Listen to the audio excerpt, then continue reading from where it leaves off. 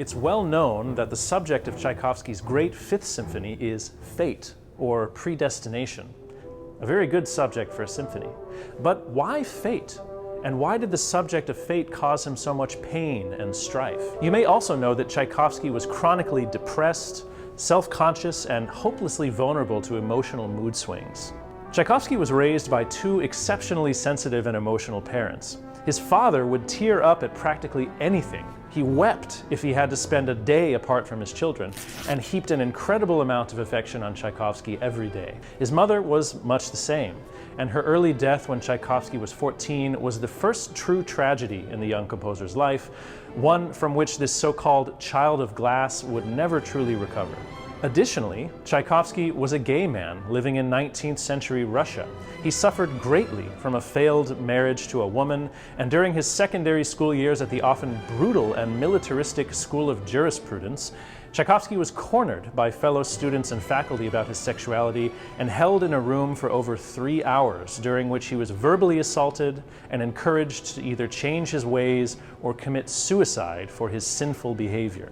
All these sorrows and his pre-existing propensity towards dark mood swings led Tchaikovsky to drink and gamble excessively, vices which caused him to feel a lot of shame throughout his entire life. Existential dread. That's the main ingredient of this symphonic stew. We've all experienced it, but not quite like Tchaikovsky did. Tchaikovsky wondered why he was doomed to be afflicted with such unhappiness. This entire symphony, then, attempts to ask, why are things this way, what can be done about it, and where can I go from here? The fate motif begins right away in the dusky tones of the low clarinets. This theme will appear in every movement, like a lingering specter. Tchaikovsky's musical treatment of this motif is quite varied, though.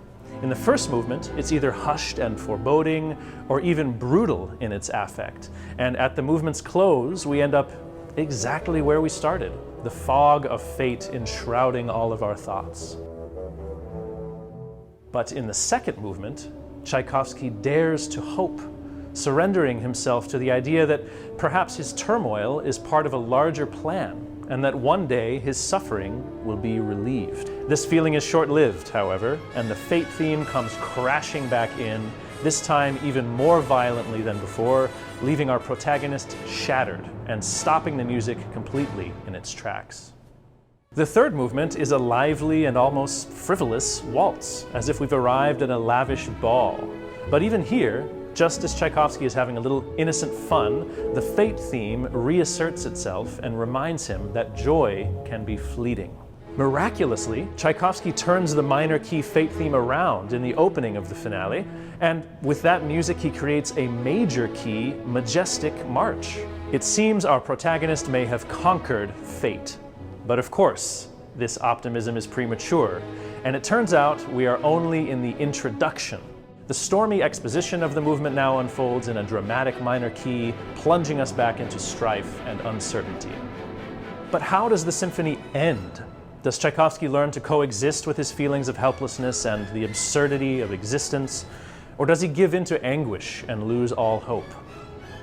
You'll have to come and hear it to find out.